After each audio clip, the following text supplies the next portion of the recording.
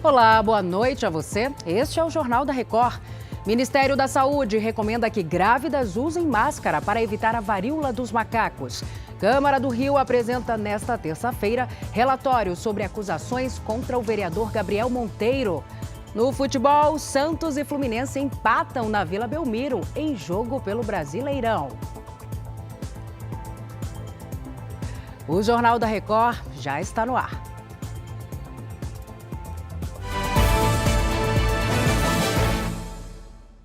Oferecimento: Investe Mais Bradesco. Seus investimentos num só app.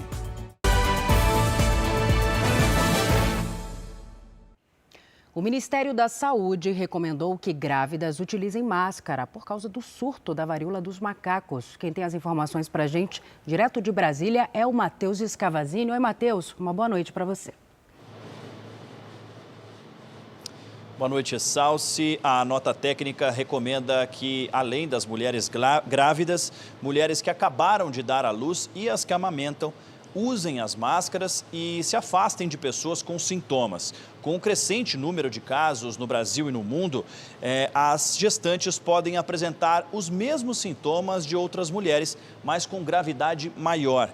Por isso, são consideradas grupo de risco, juntamente com crianças e pessoas com baixa imunidade. O Ministério da Saúde concluiu que as grávidas que contraírem a varíola dos macacos precisam ser hospitalizadas para diminuir os riscos da doença.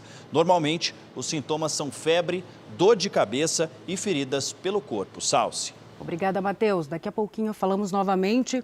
O Conselho de Ética da Câmara do Rio de Janeiro vai apresentar, nesta terça-feira, o relatório final das investigações contra o vereador Gabriel Monteiro. O Conselho avalia se houve quebra de decoro parlamentar e o Pedro Paulo Filho acompanha este caso. Oi, Pedro, boa noite.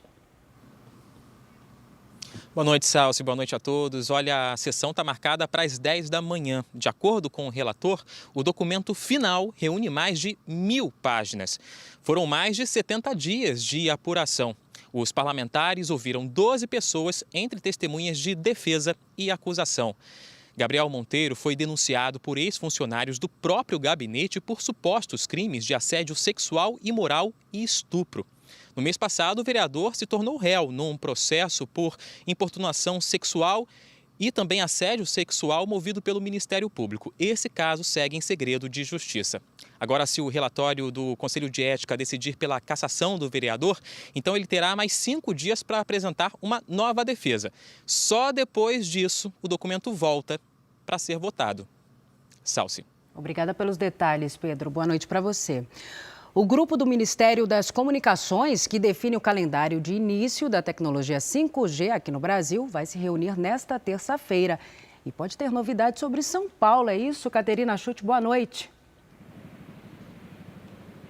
Oi, Salsi. Boa noite a você e a todos que nos assistem. Olha, a expectativa é que a Agência Nacional de Telecomunicações libere a ativação do sinal 5G na capital paulista a partir desta quinta-feira. Se confirmado, São Paulo vai ser a 5ª cidade do país a contar com a tecnologia que oferece maior velocidade e menor tempo de resposta. Em julho, o sinal foi ativado em Brasília, Belo Horizonte, João Pessoa e Porto Alegre. Cabe à Anatel liberar a ativação do sinal depois da instalação dos equipamentos necessários e da realização de testes. Após a autorização, as operadoras que atendem na região vão poder oferecer o serviço aos clientes. Eu volto com você, Salsi. Obrigada pelas informações, Caterina. O governo de Minas Gerais reduziu o ICMS cobrado sobre o etanol. Virgínia Nalon, boa noite. Conta pra gente de quanto vai ser essa redução. Boa noite, Salsi. Enfim, uma boa notícia, tá? Essa redução pode ser até 46 centavos mais barato o litro do combustível nos postos aqui em Minas. É a segunda redução em menos de um mês. No dia 18 de julho, o governo havia diminuído o ICMS do combustível de 16% para 9,29%. O etanol em Minas é um dos mais caros do Brasil, segundo o levantamento da Agência Nacional de Petróleo. Moradores da cidade de Itabira, por exemplo, chegaram a pagar R$ 6,94 no litro do combustível na semana passada. Salsi. Obrigada, minha querida, pelos detalhes. E o Supremo Tribunal Federal manteve a validade de leis estaduais de Minas Gerais, Amapá e Pará, que instituíram taxas de controle, monitoramento e fiscalização sobre a mineração. As mineradoras alegavam que somente a União poderia cobrar as taxas, mas os estados defenderam que os valores são necessários para fiscalizar a atividade das mineradoras e evitar desastres naturais. O Procurador-Geral da República disse que observa possíveis ameaças à democracia durante as eleições. Voltamos agora com o Matheus Scavazini, em Brasília. Matheus. Salsi, Augusto Aras afirmou que o Ministério Público Federal está atento às manifestações e atos que ultrapassem os limites das liberdades e garantias individuais, tanto no feriado de 7 de setembro quanto nas eleições em outubro. O procurador participou da abertura do semestre no Tribunal Superior Eleitoral e defendeu que o processo eleitoral deve acontecer com paz, harmonia e respeito às leis. Ele ainda destacou o combate aos discursos de ódio e a promoção da tolerância. Augusto Aras destacou que o combate à violência política é prioridade nesse momento e que a PGR tem como foco a busca de soluções pacíficas que não podem ser confundidas com passividade.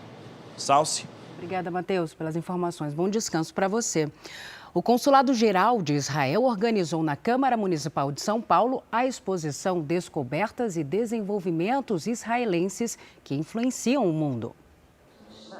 São avanços presentes no nosso dia a dia, como pendrives, sistema de irrigação, descobertas da medicina e da robótica. Tudo desenvolvido na nação que tem reconhecimento mundial pelas inovações tecnológicas. A exposição fica até o dia 20 de agosto no hall de entrada do Palácio Anchieta. Os Estados Unidos autorizaram um novo envio equivalente a quase 3 bilhões de reais em ajuda militar para a Ucrânia. O pacote inclui mais 4 sistemas de lançamento de mísseis de alta precisão, além de cerca de 75 mil munições. Com o novo auxílio, o governo americano já enviou o equivalente a quase 14 bilhões de reais desde o começo dos exercícios militares da Rússia, próximo às fronteiras ucranianas, em agosto do ano passado.